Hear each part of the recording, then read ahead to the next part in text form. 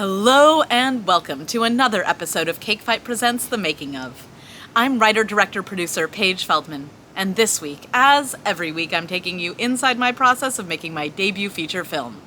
We're going from idea to premiere in real time. So y'all, this week, I want to take some time to do something I haven't done yet, which is talk to you about exactly what this contained romantic comedy feature that I'm writing, that I will be making, is about.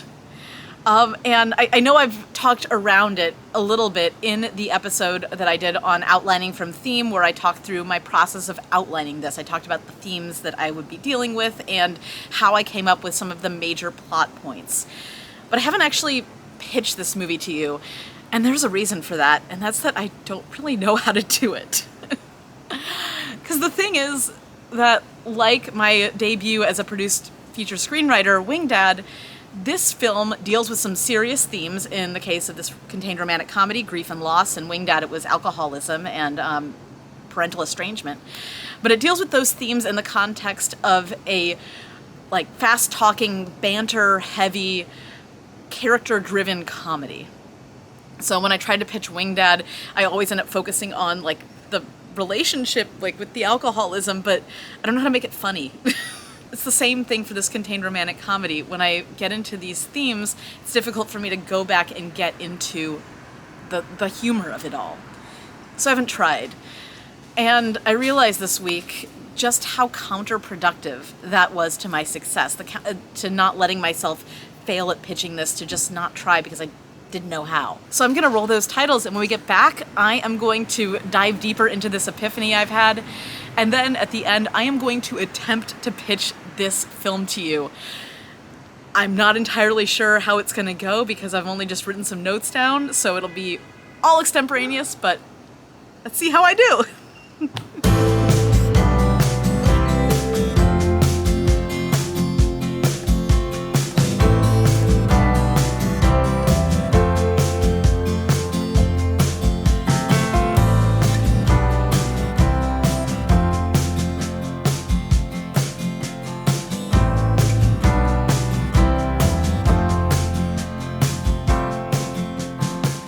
So, like I said, I've been avoiding pitching this project because I don't think I can do it well at all. Just total abject failure, fall flat on my face, blood gushing everywhere, split chin nonsense. And this week I had a lesson in why I shouldn't be afraid of that failure, and it came from this class I'm taking about building a career as a writer. Taking it through Zoom, and the teacher assigns homework. And this week the homework was a small writing assignment meant to help you isolate and build your brand as a writer so that you can better pitch yourself to execs and producers and managers. And I was having some trouble with this exercise in terms of picking what story to tell, making sure that it was coherent and cohesive and brand appropriate, all these things. So I reached out through the class roster to the entire class and asked if anyone wanted to swap feedback, opened it up to everyone. I said I could arrange one-on-one critiques or little groups or something. Anyone who wanted in, totally welcome. And out of the 12 people I emailed, only 2 replied. Only 2 wanted to share feedback. Now, I don't know why the 10 others who didn't respond didn't want to be part of this group. To be fair, no one said no, and maybe there are a lot of personal and work obligations that made it impossible for them, or would have made it impossible for them, to actually be able to give people feedback, or to even be able to have their narratives ready in time for the others of us to look at them and give them feedback.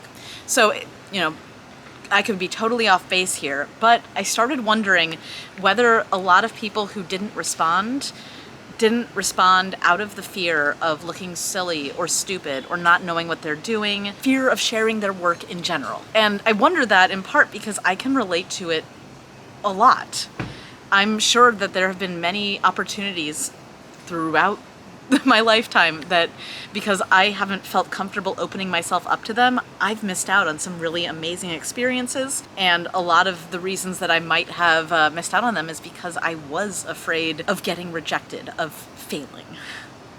But I'm learning as I continue on in my career and as I continue on trying to build a career as a writer and director and filmmaker and storyteller, is that the more I share my work, the more I put it out there for criticism, the more value I get back. Whether, there's a bug there. But yeah, the more value I get back every time I share. Because even if I do fall flat on my face, like I'm afraid I'm going to with this pitch, at least I've put something out there for others to see and give feedback on and help me figure out how to make it better. Because if I just let it sit in my brain, the only thing it's going to do is stay stagnant. Everyone needs some help, some improvement. Why keep all of my work locked up until I think it's perfect? Because it's never going to be. So my writing group was really my first safe space for that. I'd been a part of a lot of writing groups throughout my life, as I've been writing in various forms since I'm 10 years old. Even before that, 6 years old is when I wrote my first story, but I found a writing group 6 years ago where all of the members were either as good as or as better at writing than I am, and that was so important. First, to get great feedback from people who know what they're doing and who can understand what you're doing, what I'm doing, and understand, even if they don't know what I'm doing, how to ask the questions that will help me make my work better.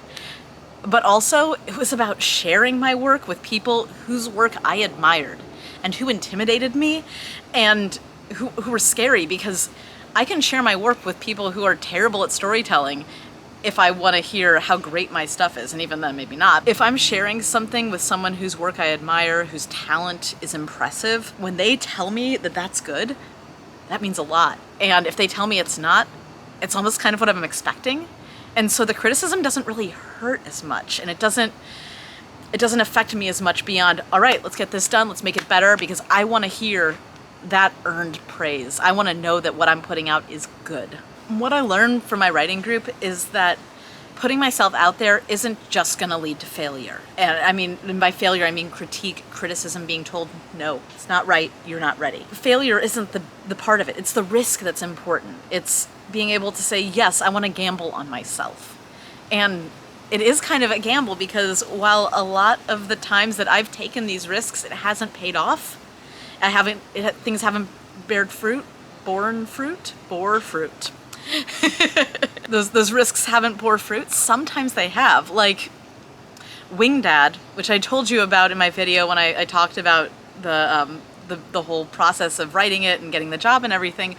I got the job because I signed up for a class that I thought was about being a writer and using your personal story to write comedy.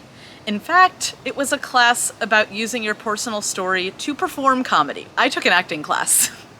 And on that first day of class, I could have just gotten up and walked out after everyone said, hi, I'm an actor, and the teacher said, all right, we're going to learn about performing. And I wouldn't have to be there again. I wouldn't have to act or anything like that. Instead, I stood up and said, I'm a writer. And the teacher said, he didn't ask me, oh, what have you written? Can I read something? He said, okay, great. You can write monologues for the class. And I didn't have to take that risk, but I did. I met up with people that I just met that day and figured out how to have them warm up to me and tell me their life story, essentially. And then I wrote personal monologues for them. And through that experience, I met the director of Wing Dad, who we co-wrote the script together. But without that risk, never would have happened. My feature debut as a screenwriter never would have happened. Even those risks that don't pay off directly are useful. The failure of achieving one objective teaches me so much about what to do next. And it's led to me being really creative. Like in Terabang, before I made this, my short form comedy anthology, I entered it into a bunch of contests and grants. It won none of them. It advanced in none of them. I then went to Sundance and I met with financiers who were looking for web content. I submitted it to them. They all passed on it. I was at a crossroads. I had to decide, am I going to just let this go, or do I want to do this? And I decided, hell yeah, I want to make this. So I hired a consultant, I figured out crowdfunding, saved up my own money, and I shot a pilot episode and went to town, and I did it myself. And I wouldn't have found that creativity, that resourcefulness, or that know-how if I hadn't taken all of those risks, asked all of these people to read my work, to try to give me money. I wouldn't have succeeded in the way that I did. And honestly, the version of Interrogating that they passed on, it wasn't ready. And the consultant who I worked with helped me find the heart of each episode. So I wouldn't have as good of a show if I didn't fail. Speaking of failure that helps me succeed, I've never won any screenwriting contests. I've nearly placed in one, and I advanced in 2 others. And those advancements and the near placement only happened after I decided to give them up because they weren't working for me.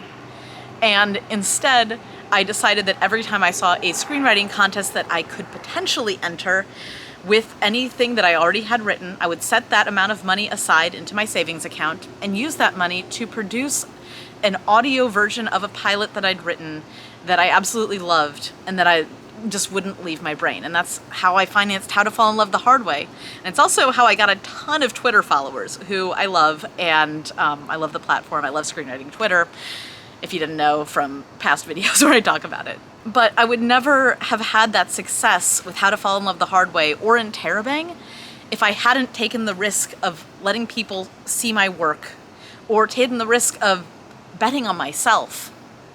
Because if I had advanced in screenwriting competitions, if I had placed in them, maybe I never would have thought that I should make my own stuff.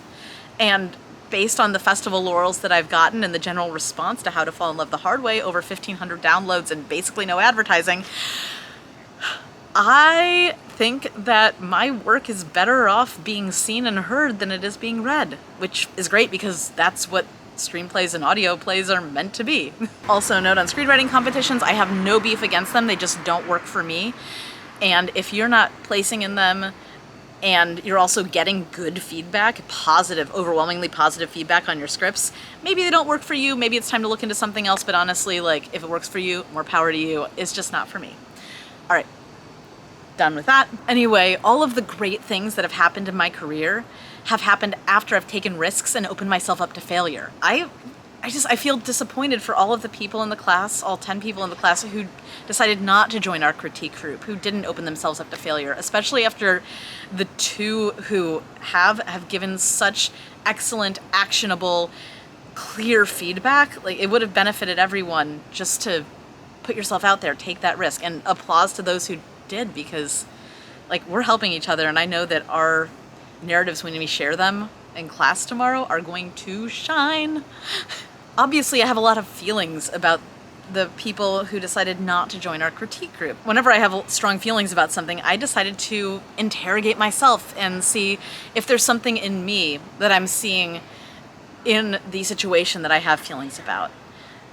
And I realized that I've been avoiding pitching this contained romantic comedy and telling you all about it because, like I said, I'm not sure I'm going to be able to do it well. And now before this, I'd been saying, oh, I'm just not quite sure what it's about. I want to finish writing it before I have a clear picture of it.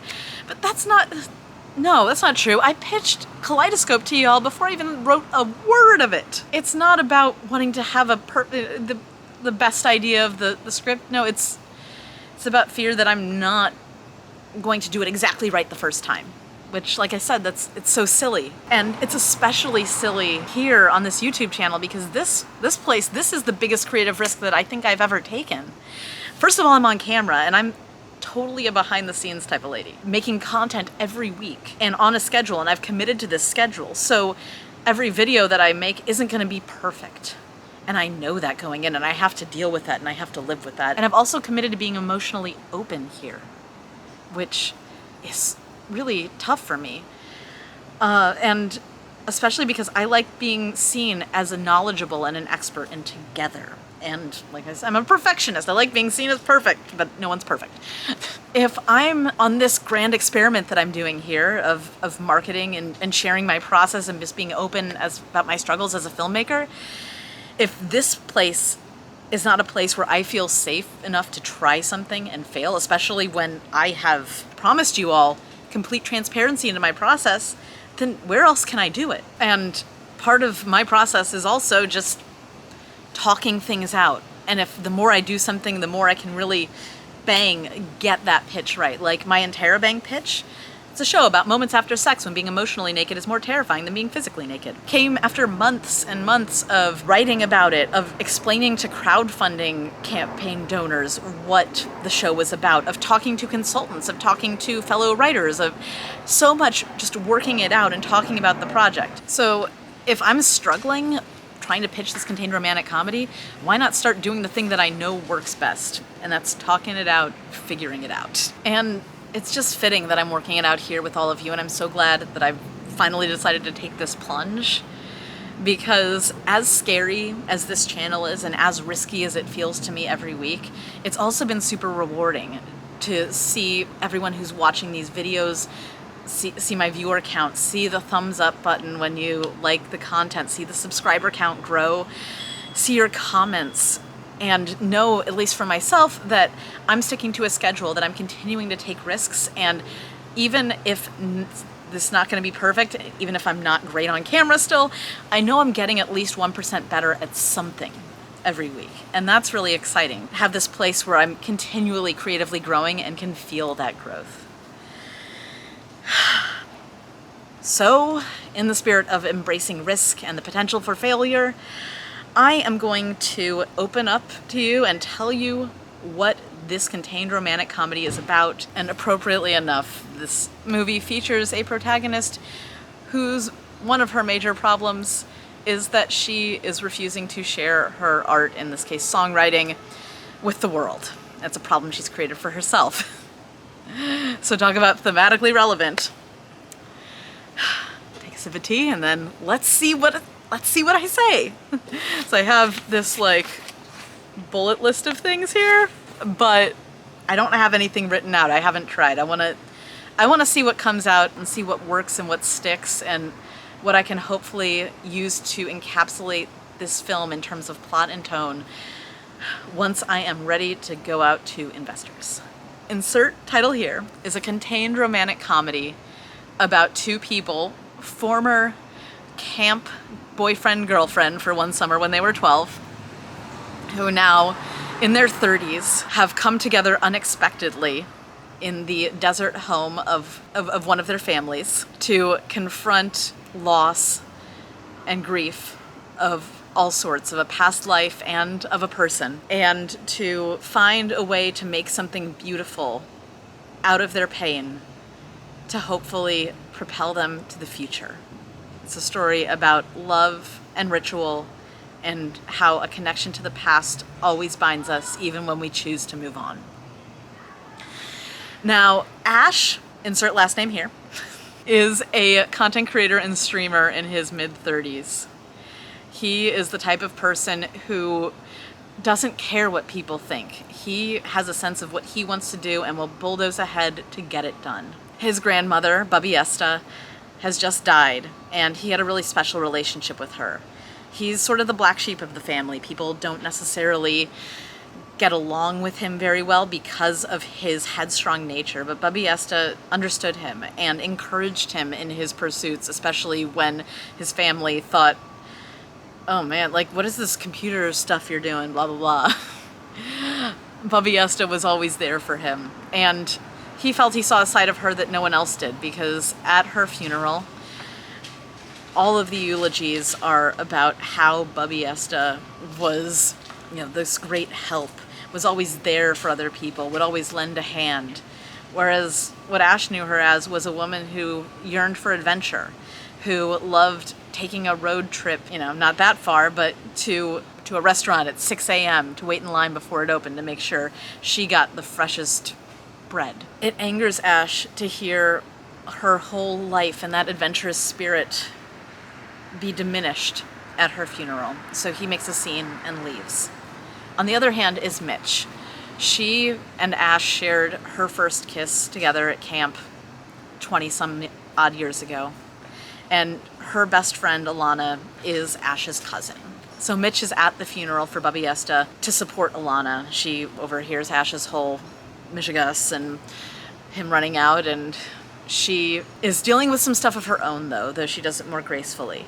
After the funeral's over, she has gotten permission from Alana to go to a house in the desert that Bubby Esta owned to write a song. Now, Mitch is a songwriter, or that's what she says she is, but no one's ever really heard her songs. Mitch is hypercritical of her own work and refuses to share it with anybody because she hasn't written anything good enough. She's a 30-something who's taking a spate of virtual jobs, like medical data entry, virtual assistanting, nothing that's a serious career, nothing that can sustain her for a long time. And she is sick of it. She wants to be able to live a life that's less like a couch surfing college student.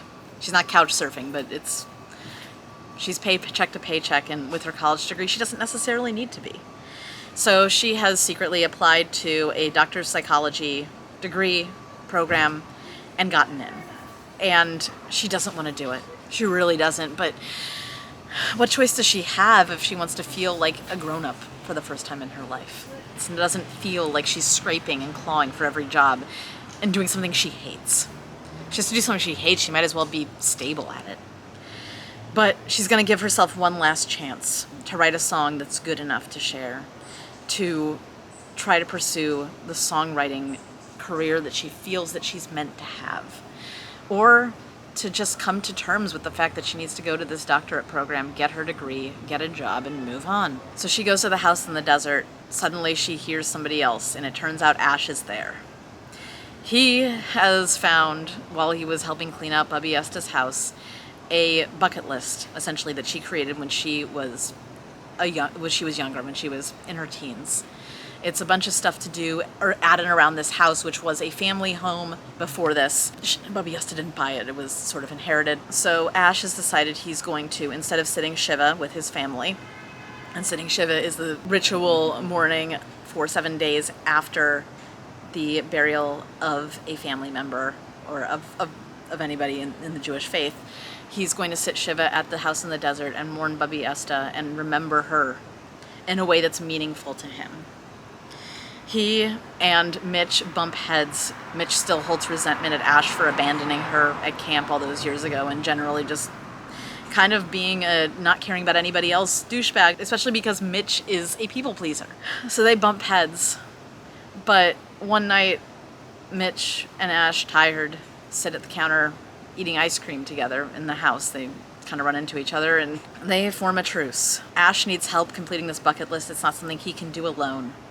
And Mitch is scared to write her song and could use some distraction, although that's not what she tells him. She could use some help finding inspiration. So they slowly work through the bucket list for Bubby Esta. And then on Saturday night during Havdalah, they sing. Havdalah is the ceremony to mark the end of the Sabbath and of Shabbat. They sing the songs, say the prayers, and Mitch gets an epiphany. She knows what her song's going to be. She and Ash, so excited to take their relationship, this budding friendship, they turn it up a notch.